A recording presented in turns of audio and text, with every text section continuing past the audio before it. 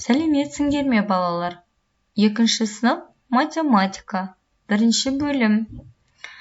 22-ші сабақ. Өрнектердің мәнін тиімді тәсілмен табу. 1-ші мысалға назар аударамыз. Жақшаларды пайдаланып, өрнектер құр және олардың мәнін тап. Балалар, А нұсқасы 42-ге 27 мен 13 сандарының қосындысына 20-ны қосу. Яғни, балалар, бұл жерде 42-ге 27 мен 13 қосамыз және қосу 20-ны. Және оның мәнін табамыз. Ә нұсқасы 23 пен 47 сандарының қосындысына 20-ны қосу. Яғни 23 пен 47 сандарын қосып, жақшаға алып, жақшаның сыртына қосу деп 20-ны қосамыз. Бұл нұсқасы 12-ге 78 пен 68 сандарының айырмасын қосу. Яғни 12 қосу, жақша 78 қосу 68 тең, жақшаны жабамыз, тең өрнектің мәнін табамыз. 2-ші мысал, қосындылардың мәнін тап және салыстыр. Балалар, саған есептеудің қай тәсілі тиімді болды? Қорытынды жасайық.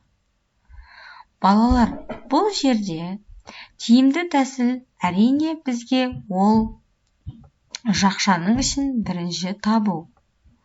Ал жақшасыз болған кезде 28-ге 32-ні қоссақ, бізге ең тиімді тәсіл өйткені 8-ге 2-ні қосамыз және 2-ге 3-ті қосамыз.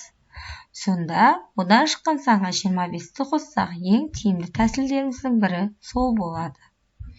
Себебі біз бірліктерді ондыққа толтыру арқылы, одан кейін бірліктерді ондыққа толтырғаннан соң, ондыққа ондықты қосу өте оңай болады.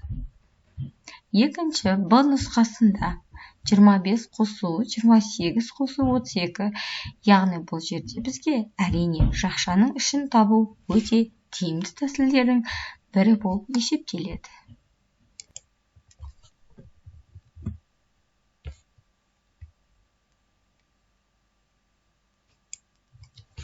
2 санның қосындысына 3-ші санды қосу үшін 1-ші санға 2-ші және 3-ші сандардың қосындысын қосуға болады. Осыны есте сақтаймыз. Тиімді тәсілмен есепте. Бұл жердегі тиімді тәсіл қайсы деп ойлайсың? Ойланып, өрнектердің мәнін тап. Балалар, бұл жерде біреуін айтып түсіндіріп кетейін. 14 қосу, 45 қосу 5, қосу 6 өрнегінің ең тиімді тәсіл.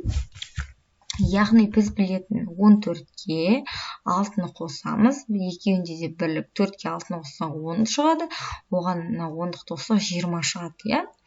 Яғни 20 шығады. 45-ке 5-ті қоссақ, 5-ке 5-ті қосамыз 10-дық, ол екеуі 10 болады, және 10-ға 40-ті қоссақ 50. Яғни 20-ға 50-ді қосу өте тиімді.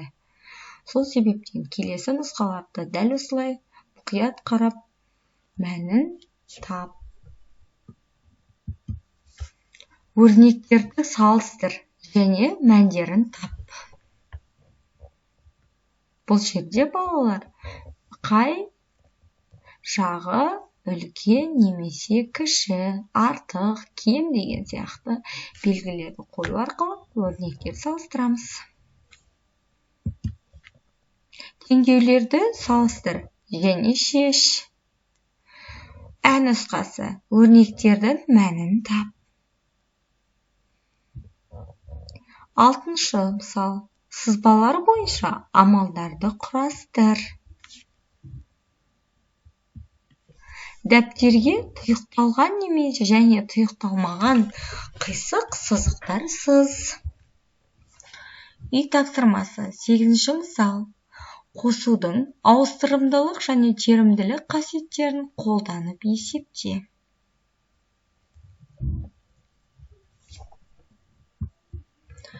Кім жылдам? Ребусты шешсең, қазақ халқының ұлттық ойындарының бірі қалай аталатынын білесің. Бұл жерде ребустың шешімі 9 құмалақ.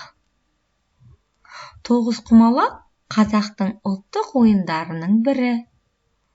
Ол ақыл ойды дамытатын, ми қызметін жетілдіретін ойын. Балалар, осымен бүгінгі сабағымыз аяқталды. Келесі сабақта кездескенше сау болыңдар.